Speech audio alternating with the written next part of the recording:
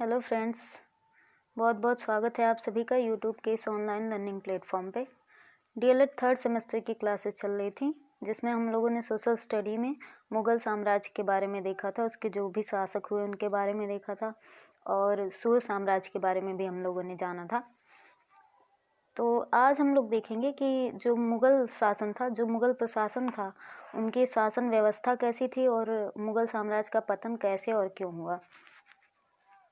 तो औरंगजेब की मृत्यु के साथ ही मुगल साम्राज्य की शक्ति और वैभव का सूर्य अस्त हो गया। जब औरंगजेब मतलब शासनकाल में था, वही सबसे अच्छा शासक, अंतिम अच्छा शासक हुआ था औरंगजेब। वैसे तो कहते कि उसी के टाइम से ही जो मुगल साम्राज्य का पतन था वो शुरू हो गया था। मुगल साम्राज्य के पतन की प्रक्रिया औरंगजेब के समय से ही प्रारंभ हो चुकी थी, तथापि औरंगजेब के उत्तराधिकारियों में से कोई भी योग्य होता तो यह पतन की प्रक्रिया को रोक पाता। अगर औरंगजेब के बाद उनका कोई और शासक, जो भी जितने भी शासक हुए, अगर उनमें से कोई अच्छा शासक होता, शासन व्यवस्था अच्छे से संभाल पाता, तो जो पतन शुरू हुआ था औरंगजेब के काल में वो उसको रोक पाता। लेकिन ऐसा कुछ हुआ नहीं। जितने भी शासक आए सब विलासिता से भरे हुए थे। सबको सब में एक मतलब आलीशान जीवन व्यतीत करने का सपना था और शासन व्यवस्था संभालने की उतनी अच्छी समझ थी नहीं। तो इसी कारण मुगल साम्राज्य का पतन होने लगा। उस समय साम्राज्य का भाग्य बादशाह की योग्यता व अयोग्यता पर निर्भर था।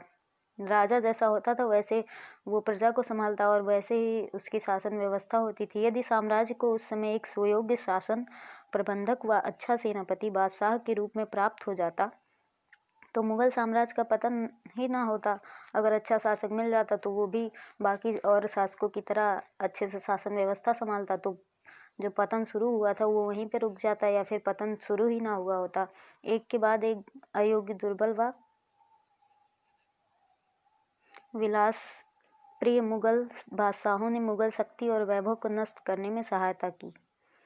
जैसे जैसे नए नए शासक आए, सब अयोग्य, दुर्बल और विलासिता से भरे हुए थे। जितने भी शासक थे सब विलासिता से भरे हुए थे, सब के सब। उनको केवल लग्जेरियस लाइफ जीनी थी, शासन व्यवस्था किसी को संभालनी नहीं थी। इस प्रकार विभिन्न सामाजिक, आर्थिक, धार्मिक प्रक्रियाओं ने मुगल साम्राज्य के विघटन में भूमिका अदा की। अब आगे देखते हैं मुगल जो प्रशासन था उसकी शासन व्यवस्था कैसी थी। मुगल प्रशासन सैन्य शक्ति पर आधारित एक केंद्रीकृत व्यवस्था थी जो नियंत्रण एवं संतुलन पर आधारित थी। पहले के शासक जो थे वो नियंत्रित और संतुलित थे। वो समय समय पर अपने राज्य व्यवस्था, सैन्य व्यवस्था को ठीक करते रहते थे। यह प्रशासन केंद्रीय, प्रांतीय, जिले व परगने में विभक्त था। मुगलों का प्रांतीय शासन केंद्रीय शासन का ही प्रतिरूप था। मतलब जो राज्य थे उनका सीधे केंद्रों से संबंध था। मतलब सब सारे राज्यों पर शासक खुद ध्यान देता था। बादशाह जो होता था वही सब सारी शासन व्यवस्था को देखता था। प्रशासन की दृष्टि से मुगल साम्राज्य को सूबों, प्रांतों में या फिर सूबों को सरकारों यानी जिलों में और सरकारों को परगने में तथा परगने को गांवों में बांटा गया था। परगने का क्या मतलब हो जाएगा, जैसे प्रेजेंट टाइम में ब्लॉक होते हैं वो, और परगने को गांव में बांटा गया था। मुगल काल में सरकार यानी जिलों में फौजदार, आमिल, कोतवाल और काजी इत्यादि महत्वपूर्ण अधिकारी होते थे। अलग अलग चीज़ें, अलग अलग क्षेत्रों के अलग अलग अधिकारी होते थे, वो अपने अपने क्षेत्र को संभालते थे। प्रत्येक सरकार कई परगनों में बटी होती थी। परगनों के प्रमुख अधिकारी सिकदार, आमिल और कानूनगो और कारकुन होते थे। जो परगना रहता था उसके जो प्रमुख अधिकारी होते थे आमिल, कानूनगो और कारकुन और सिकदार होते थे। ये तो हो गई उनकी शासन व्यवस्था कैसी थी, प्रशासन कैसा था, सैन्य प्रशासन।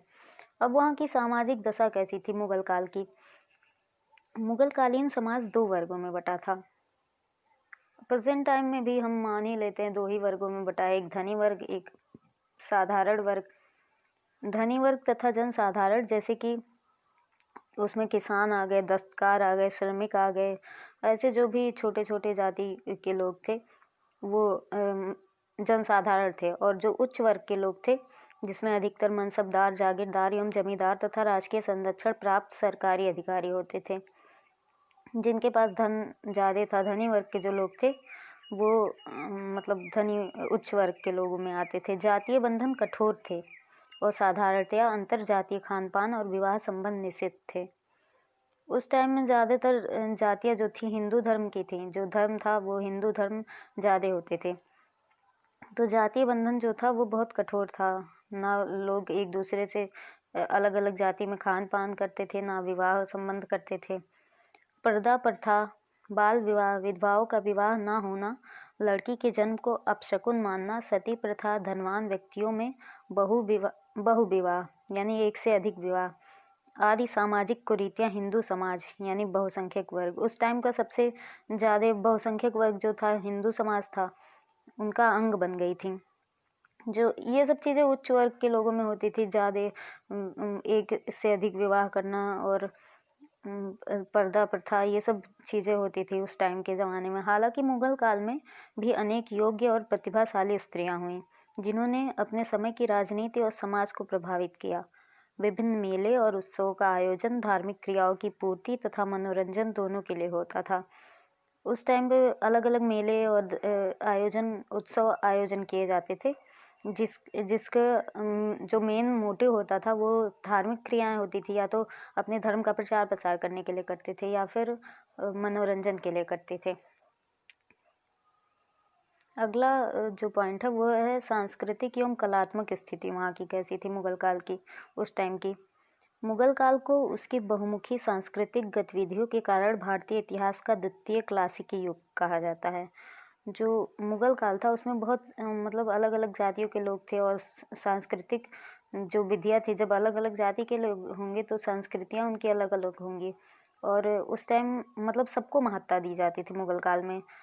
कहा भी गया अकबर जो सबसे अच्छा बादशाह हुआ था वो सारे धर्मों को सम्मान देता था, और इसी कारण इतिहास का इसे द्वितीय क्लासिकी युग कहा जाता है। मुगल कालीन स्थापत्य मध्य एशिया की इस्लामी और भारतीय कला का मिश्रित रूप है, जिसमें फारस, मध्य एशिया, तुर्की, बंगाल, जौनपुर आदि स्थानों की परंपराओं का अद्भुत मिश्रण मिलता है। मतलब एशिया का जो मध्य वाला भाग है, बीच वाला, जहाँ पे इस्लामी और भारतीय कला का मिश्रण है, और इन सब एरिया में मध्य एशिया, तुर्की, बंगाल, जौनपुर आदि स्थान हैं, ये सब आते हैं, और वहाँ की परंपरा ही मुगल काल की जो सांस्कृतिक स्थितियाँ थीं उसी आधार पे थीं। मुगल स्थापत्य की शुरुआत बाबर के समय से ही मानी जाती है। फारस का प्रसिद्ध चित्रकार बिहजाद संभवतः बाबर के समय भारत आया था। मुगल चित्रकला की नींव हुमायूं के शासनकाल में पड़ी। जो चित्रकारी बहुत मिलती है इतिहास में मुगल काल की, वो हुमायूं के शासनकाल में पड़ी। अकबर, जहांगीर और शाहजहां के काल में भी चित्रकला का विकास स्पष्ट दिखाई देता है। इस काल में हुमायूं, अकबर, जहांगीर व शाहजहां ने संगीत कला को प्रोत्साहित किया था। इन्होंने संगीत को भी बहुत महत्ता दी थी, जितना कला को दी वैसे संगीत को भी बहुत प्रोत्साहित किया था। मुगल काल में संगीत का सर्वाधिक महत्वपूर्ण विकास 18वीं शताब्दी में स्पष्ट देखा जा सकता है। बाबर के साहित्य में रुचि से उसने तुर्की में अपनी आत्मकथा लिखवाई थी। जो बाबर था उसका साहित्य में बहुत रुचि था, तो उसने तुर्की भाषा में अपनी आत्मकथा लिखवाई थी, जिसको तुजुके बाबरी नामक पुस्तक में व्यक्त है। जहांगीर, अकबर और शाहजहां के काल में भी विभिन्न रचनाओं का उल्लेख मिलता है। जैसे अकबर के काल में हुमायूंनामा, उनकी जो मतलब हुमायूं की बहन थी, उन्होंने लिखा था। अगला पॉइंट है वहाँ की आर्थिक व्यवस्था कैसी थी मुगल काल की। मुगल काल में उन लोगों की आर्थिक व्यवस्था कैसी थी। मुगल काल में शाहजहां के समय तक आर्थिक स्थिति ठीक मानी जाती है, क्योंकि उस समय तक समृद्धि और संपन्नता व्याप्त थी। जब तक शाहजहां के शासनकाल तक आर्थिक स्थिति तो ठीक थी, लेकिन उसके बाद जैसे औरंगजेब वगैरह आए, तो औरंगजेब के काल से ही मुगल काल का पतन शुरू हो गया था, तो वहीं से उनकी समृद्धि और संपन्नता भी खत्म होने लगी थी। मुगल काल में भारतीय समाज आर्थिक दृष्टि से विभिन्न भागों में बटा हुआ था। विभिन्न करों को वसूल करने के अतिरिक्त बादशाह राज्य का सबसे बड़ा उद्योगपति और व्यापारी था, और उसकी आय सबसे अधिक थी। सबसे बड़ा जो व्यापारी होता था वो बादशाह होता था, और उनकी आय भी सबसे ज़्यादा होती थी। कृषि बहुसंख्यक प्रजा का मुख्य व्यवसाय थी। और कृषि जो थी वो मेन व्यवसाय लोगों का हुआ करता था। ज़्यादातर लोग कृषि ही करते थे। आय का प्रमुख स्रोत भूमि उत्पादन से लिया जाने वाला कर, यानी किसानों से जो कर लेते थे, लगान या खराज लेते थे, वही आय का प्रमुख स्रोत होता था। मुगल काल में विभिन्न बड़े बड़े और संपन्न नगरों का विकास हुआ। मुगल बादशाहों ने शांति और व्यवस्था की स्थापना कर व्यापार को पनपने और उन्नतशील होने का अवसर दिया। कृषि क्षेत्र से अलग क्षेत्र पर मध्यम वर्ग का प्रभुत्व रहा। ज़्यादातर लोग तो कृषि ही करते थे, लेकिन उसके अलावा जो भी और कार्य होते थे व्यापार वगैरह का, उन सब पे मध्यम वर्ग का प्रभुत्व रहा। इस प्रकार स्पष्ट है कि मुगल काल में भारत में ऐसी अर्थव्यवस्था थी जो मुद्रा पर आधारित थी। तो इसमें कोई समझाने वाला पॉइंट है नहीं, सब आसान है, समझ में आ रहा है सीधे सीधे। तो ये तो मुगल काल का पतन हो गया और उनकी शासन व्यवस्था, सांस्कृतिक व्यवस्था, आर्थिक स्थिति कैसी थी, ये सब हो गया।